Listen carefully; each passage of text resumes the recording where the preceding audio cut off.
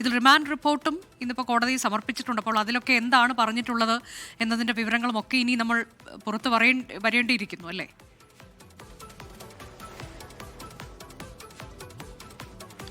അതെ അനുജ, നിലവിൽ ഒരു റിമാൻഡിലേക്ക് പോകുന്നതിന് മുൻപ് തന്നെ അന്വേഷണ സംഘം ഇത് സംബന്ധിച്ച് റിട്ടേണായി ഒരു കസ്റ്റഡി അപേക്ഷ കൊടുക്കാനുള്ള സാധ്യതയുണ്ട്. അതിനെ നിഷേധിക്കാൻ പ്രതിഭാഗം തയ്യാറാവുകയില്ല എന്നതാണ് നമുക്ക് ലഭിക്കുന്ന വിവരം. കാരണം നിലവിൽ ഈ പ്രതിഭാഗം ഏതെങ്കിലും തരത്തിലൊരു മുൻകൂർ ജാമ്യം അല്ലെങ്കിൽ ജാമ്യത്തിന് വേണ്ടി അപേക്ഷിച്ച് കഴിഞ്ഞാൽ ആ ജാമ്യം നിഷേധിക്കാനുള്ള സാധ്യത മുന്നിൽ കണ്ടുകൊണ്ടാണ് അത്തരം ജാമ്യാപേക്ഷയ്ക്കോ അല്ലെങ്കിൽ ഈ കസ്റ്റഡി പോലീസ് അല്ലെങ്കിൽ അന്വേഷണ സംഘം ആവശ്യപ്പെടുമ്പോൾ അതിനെ നിഷേധിച്ചുകൊണ്ട് അതിനെ എതിർത്തുകൊണ്ട് പ്രതിഭാഗം വരാനുള്ള സാധ്യത വളരെ വിരളമാണ്. അതുകൊണ്ട് തന്നെ കസ്റ്റഡിയിലെടുത്താൽ നിലവിൽ ഈ പത്തനംതിട്ടയിലെ തന്നെ ക്രൈംബ്രാഞ്ച് ഓഫീസിലേക്ക് എത്തിച്ച് അവിടെ നിന്നും ഇന്നോ നാളെയോ തന്നെ, അതായത് ഇനി ചുരുങ്ങിയ സമയം മാത്രമാണ് ഇടക്കാല റിപ്പോർട്ട് കോടതിക്ക് സമർപ്പിക്കാനുള്ളത്. ബുധനാഴ്ചയോ വ്യാഴാഴ്ചയോ കോടതിക്ക് 2 ആഴ്ച കൂടുമ്പോൾ ഇടക്കാല റിപ്പോർട്ട് ബുധനോ വ്യാഴോ ആഴ്ച നൽകേണ്ടി വരും. അതുകൊണ്ട് തന്നെ അതുമായി ബന്ധപ്പെട്ട കാര്യങ്ങളിൽ ഒരു വലിയ വ്യക്തത ഇനിയും വരുത്തേണ്ടതുണ്ട്. കാരണം നിലവിൽ അന്വേഷണ സംഘം 5 ദിവസങ്ങൾക്ക് ശേഷം ഉണ്ണികൃഷ്ണൻ പോറ്റിയെ കസ്റ്റഡിയിലെടുത്ത് അറസ്റ്റ് രേഖപ്പെടുത്തുന്നതിന് മുൻപ് തന്നെ ഈ മറ്റ് സംസ്ഥാനങ്ങളും, അതായത് ബംഗളൂരുവിലും ഒപ്പം തന്നെ ഹൈദരാബാദിലും ചെന്നൈയിലും എത്തി വിവരശേഖരണവും തെളിവ് ശേഖരണം നടത്തിയിരുന്നു. അതുകൊണ്ട് തന്നെ അവിടെ എത്തിയുള്ള തെളിവ് ശേഖരണം, നേരിട്ടെത്തിച്ച് ഉണ്ണികൃഷ്ണൻ പോറ്റിയുമുള്ള തെളിവ് ശേഖരണം വളരെ നിർണായകമാണ്. അതുകൊണ്ട് തന്നെ ഇന്ന് വൈകിട്ടോടെ തന്നെ ബാംഗ്ലൂരിലേക്ക് പോകാനുള്ള സാധ്യത, അല്ലെങ്കിൽ കേരളം വിട്ട് മറ്റ് സ്ഥലങ്ങളിലേക്ക് പോകാനുള്ള സാധ്യത നമുക്ക് പൂർണ്ണമായി തള്ളാൻ കഴിയില്ല. കാരണം അന്വേഷണ സംഘത്തിൻ്റെ ഓരോ നീക്കങ്ങളും വളരെ നാടകീയമായിട്ടാണ്. കാരണം ഉണ്ണികൃഷ്ണൻ പോറ്റിയെ അടക്കം കസ്റ്റഡിയിലെടുത്ത നീക്കങ്ങളടക്കം അത് സാധാരണ രീതിയിലുള്ള കസ്റ്റഡി നടപടികൾ പാലിച്ചുകൊണ്ടായിരുന്നു. കാരണം അത്തരം നടപടികൾ പാലിച്ചാൽ ഉണ്ണികൃഷ്ണൻ പോറ്റിയും ആ മറുതന്ത്രം മെനയും എന്ന രീതിയിൽ അന്വേഷണ സംഘത്തിന് അറിയാം.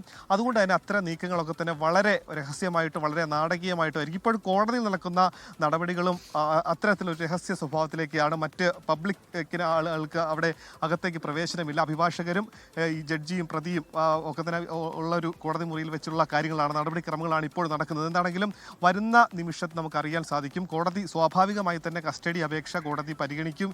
ആ കസ്റ്റഡി അപേക്ഷ കൊടുക്കാനുള്ള, അത് അനുവദിക്കാനുള്ള സാധ്യത കാണുന്നു.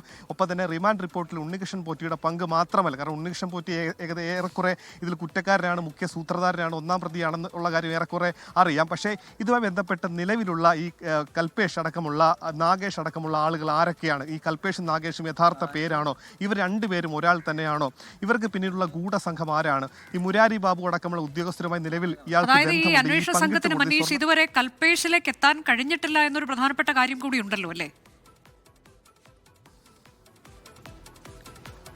അനുജ, ഈ കൽപേഷ് ആരാണെന്ന് പോലും അന്വേഷണ സംഘത്തിന് എത്താൻ കഴിഞ്ഞിട്ടില്ല എന്ന വിവരമാണ് പുറത്തു വരുന്നത്. കൽപേഷ് എന്ന ഒരു വ്യക്തിയുണ്ടോ? അത് യഥാർത്ഥ പേരാണോ? ഈ കൽപേഷും ഒപ്പം തന്നെ നാഗേഷ്, ഈ 2 പേരുകളാണ്. അതായത് ഈ സ്വർണം ലഭിച്ചതിന് ശേഷം സ്വർണത്തിൻ്റെ അത് നൽകിയിട്ടുള്ളത് ഈ കൽപേഷിനാണെന്നുള്ളൊരു മൊഴി നിലവിൽ ഇയാൾ നൽകിയിട്ടുണ്ട്. അങ്ങനെ ഒരു പേര് യഥാർത്ഥത്തിലുള്ളതാണോ? ഇയാൾ ബംഗളൂരു സ്വദേശിയാണെന്നുള്ളൊരു പ്രാഥമിക വിവരം മാത്രമാണുള്ളത്.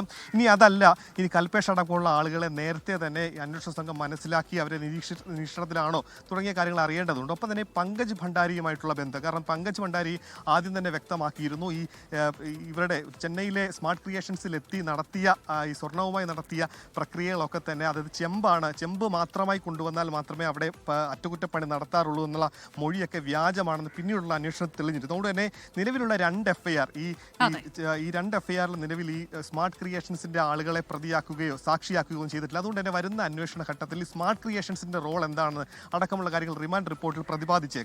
അങ്ങനെയെങ്കിൽ ഈ സ്മാർട്ട് ക്രിയേഷൻസിലെ ഈ പങ്കജ് ഭണ്ഡാരി അടക്കമുള്ള ആളുകളെ സാക്ഷികളാക്കുമോ അതോ പ്രതികളാക്കാനുള്ള സാധ്യത നമുക്ക് തള്ളിക്കളയാൻ സാധിക്കില്ല. എന്തായാലും വരുന്ന നിമിഷങ്ങളിൽ നമുക്കറിയാം ഈ കസ്റ്റഡി അപേക്ഷ കോടതി അത് അനുവദിക്കുമോ അതല്ലെങ്കിൽ റിമാൻഡിലേക്ക്. ശബരിമല സ്വർണ്ണക്കൊള്ളയുമായി ബന്ധപ്പെട്ട 2 കേസുകളിൽ അറസ്റ്റിലായ ഉണ്ണികൃഷ്ണൻ പോറ്റിയെ റാന്നി കോടതിയിൽ ഹാജരാക്കിയിരിക്കുകയാണ്. കോടതി നടപടിക്രമങ്ങൾ രഹസ്യമായി പുരോഗമിക്കുന്നു.